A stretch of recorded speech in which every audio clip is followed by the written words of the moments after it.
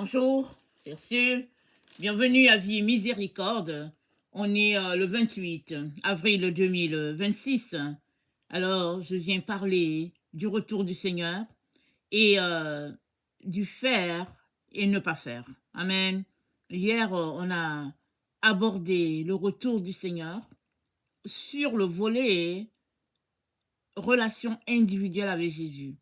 Parce que très, très souvent, dans le milieu chrétien, quand on parle du retour du Seigneur, n'est-ce pas, on parle du Seigneur qui vient chercher ses enfants.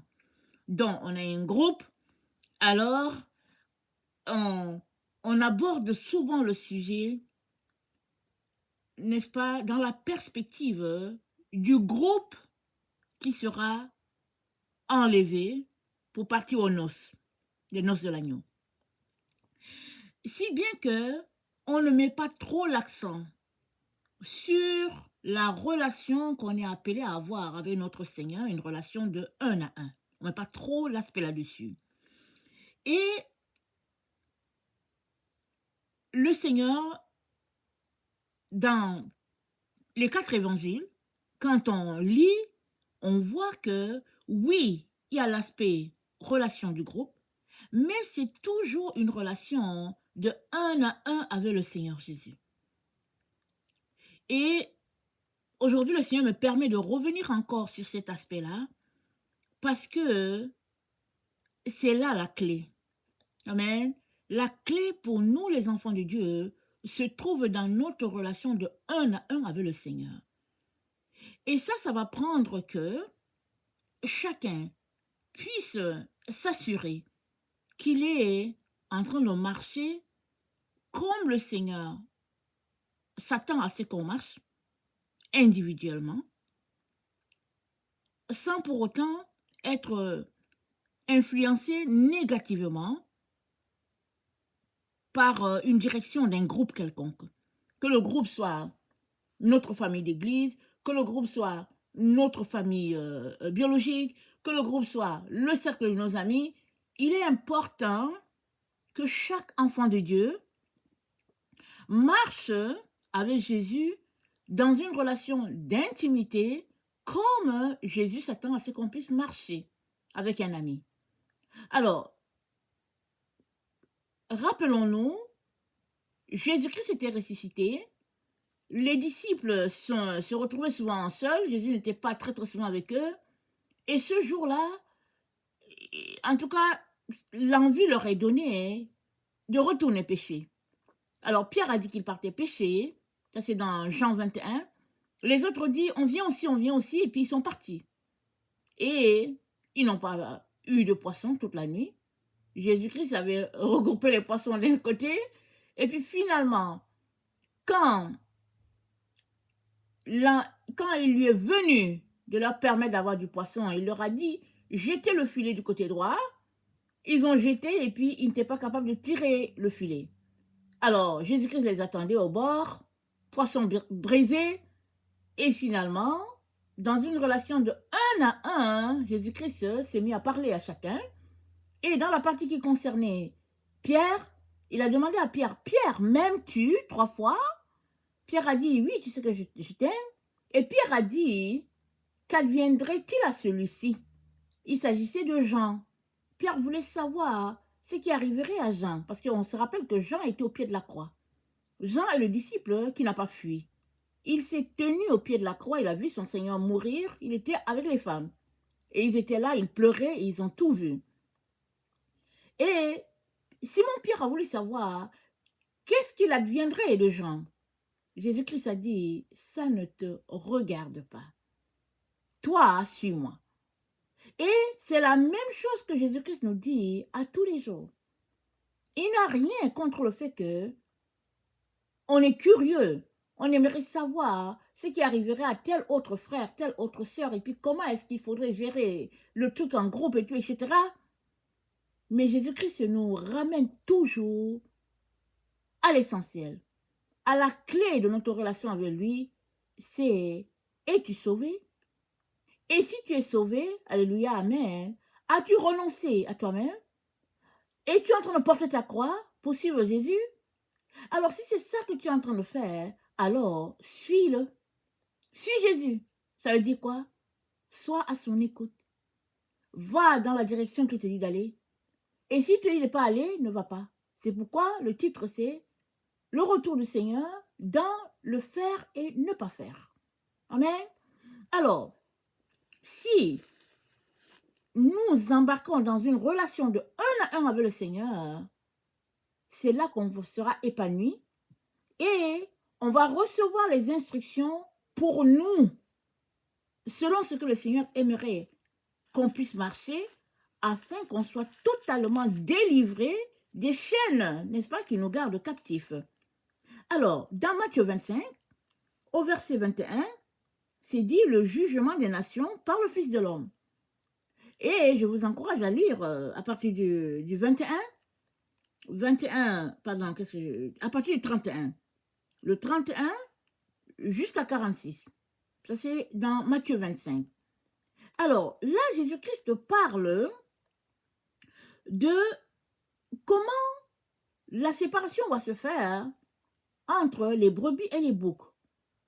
Et à ceux qui seront à droite, le Père dira, j'ai eu faim, tu m'as donné à manger, j'ai eu soif, tu m'as donné à boire, j'étais malade, tu es venu me visiter, j'étais en prison, tu es venu me rendre visite, et puis tu as pris soin de moi. Et la brebis va dire, mais quand est-ce que j'ai fait ça? Jésus-Christ va répondre, chaque fois que tu as fait ça à l'un de ceux-là, c'est à moi que tu l'as fait. Amen. Alors, nous sommes ici dans une relation, n'est-ce pas, où le focus de notre Seigneur est mis sur faire et ne pas faire. Parce que si tu marches avec Jésus, alors tu es en train de marcher dans l'amour du Père et l'amour de tes frères et sœurs. Jésus-Christ a dit, il n'y a pas de plus grand commandement que ces deux-là. Aimer Dieu de tout son cœur, de toute sa pensée, de toute son âme, de toute sa force, aimer son prochain comme lui-même, comme nous-mêmes. Et l'autre élément qu'on est en train de mentionner, c'est le fait que, alors que tu marches dans l'amour, tu es en train de te perfectionner, n'est-ce pas, dans ta relation avec le Seigneur. Et il va aller en profondeur, n'est-ce pas, dans sa relation avec toi. Toutes ces choses-là qui ont besoin de guérison en toi, il va venir les guérir. Toutes ces choses-là qui ont besoin de restauration en toi, il va venir restaurer. Et toutes ces choses-là qui ont besoin tout simplement de plus d'intervention de sa part, il va le faire. Suppose que tu es quelqu'un qui marche dans un certain égoïsme et que tu as de la difficulté à aimer. Alors que tu marches avec lui et que tu communies avec le Saint-Esprit, tu vas apprendre à laisser de côté ton égoïsme, le fait d'être centré sur toi, tu vas laisser ça de côté pour de plus en plus te tourner vers Dieu. Et puis l'aimer. Et ça dit t'abandonner pour voir aux besoins des autres. Parce que c'est ça la marche avec le Seigneur. C'est ça le faire et ne pas faire.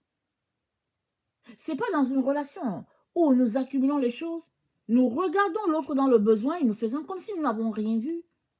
Et nous continuons de fonctionner. Ça, c'est l'hypocrisie que Jésus-Christ a reproché aux pharisiens. Et l'hypocrisie ne va pas se retrouver dans la présence de Dieu. Alors Dieu, dans son grand amour, va nous éduquer à nous débarrasser de l'hypocrisie, que ce soit un phénomène de société, que ce soit un phénomène, n'est-ce pas, avec lequel on a grandi, peu importe, il va nous amener à renoncer à nous-mêmes pour pouvoir marcher dans ce que Dieu a pour nous.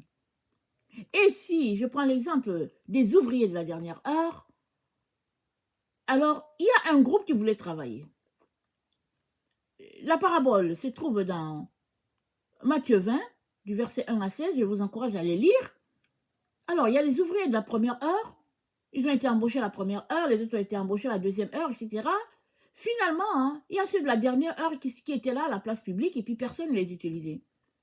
si on veut faire une, un lien avec notre génération, on peut dire que ce sont la génération de nos enfants qui sont là, ils ne savent rien faire, ils sont sur les tablettes, l'ordinateur, les cellulaires, et puis la vie pour eux, c'est juste, n'est-ce pas, de jaser, placoter, et puis parler sans but, et puis aller jouer, et puis voilà, c'est-à-dire les jeunes d'aujourd'hui, les jeunes adultes d'aujourd'hui, 20 ans, n'ont rien à voir avec les jeunes adultes d'avant. Avant, disons que peut-être il y a 40 ans, 50 ans, un garçon de 15 ans, 16 ans, il est tout fait, il est en train de faire les travaux champêtres, et puis il faut qu'il apprenne, n'est-ce pas, à être un homme, parce qu'un jour il va se marier, il va montrer le bon exemple à ses enfants, etc., etc. Mais aujourd'hui, un enfant de 15 ans, 16 ans, il est éduqué à aller jouer sur les jeux vidéo. Et Jésus-Christ aimerait, n'est-ce pas, que ces jeunes sortent de là. Alors, les ouvriers de la dernière heure fait référence à nos enfants. Et qu'est-ce que Jésus-Christ dit? Il dit, et vous, pourquoi êtes-vous là? Ils disent, mais c'est qu'il n'y a personne qui nous a employés. Alors il dit, allez-y aussi dans mon champ. Jésus-Christ s'intéresse aussi à ce groupe-là. Il s'intéresse au groupe de nos enfants. Il aimerait en faire, n'est-ce pas, des bijoux pour le royaume de Dieu. Et nous avons besoin d'être un modèle pour eux. Et ça prend qu'ils apprennent à faire ce que le Père nous a demandé de faire et à se défaire de ce qu'ils sont en train de faire en ce moment. En ce moment, n'est-ce pas, nos jeunes, peu importe l'endroit où ils se trouvent sur la terre, sont pris à un problème de société qu'ils n'ont pas créé.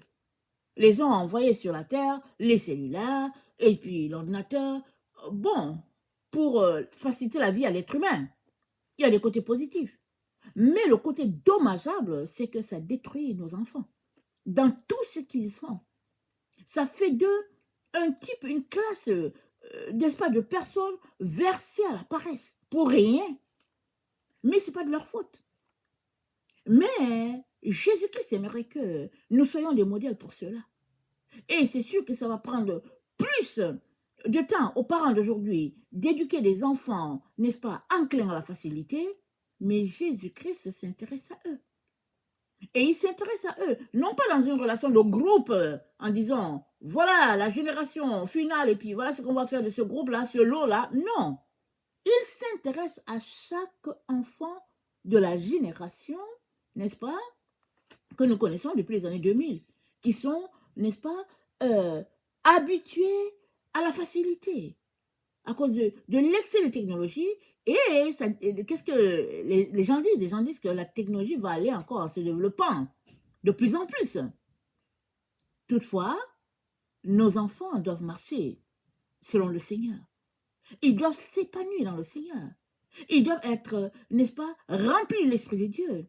Et le Seigneur compte sur toi et moi pour que ces jeunes-là, malgré la technologie, qui est là pour les nuire, que ces jeunes-là puissent entrer parfaitement dans leur destinée et puis réussir ce qu'ils sont venus faire sur la terre. Et ça, n'est-ce pas, ils ont besoin de se préparer aussi pour le retour du Seigneur. Voilà pourquoi il est important que, en tant qu'adulte, en tant que parent, en tant que, n'est-ce pas, une personne réveillée, il est important que nous puissions les intégrer à notre temps de prière, à nos actions portées à connaître le Seigneur, entrer dans l'intimité avec le Seigneur. Ils ont besoin de ça, comme toi et moi, nous avons besoin de ça. Voilà pourquoi, aujourd'hui encore, le Seigneur vient nous mentionner le retour du Seigneur en lien avec notre relation de un à un avec lui, n'est-ce pas, touchant l'aspect de faire ou ne pas faire. Nous sommes appelés à faire les choses de Dieu, pas à faire les choses du monde. La Bible dit, l'amour du monde, c'est inimitié contre Dieu. Nos enfants sont éduqués à se braquer contre Dieu. Mais Dieu compte sur toi et moi pour ramener cette génération-là, n'est-ce pas, sur la bonne voie. Et il est donc important que nous puissions nous préparer parce que la récolte sera grande et puis agréable. Amen. Soyons tous bénis au nom puissant de Jésus. Amen et amen.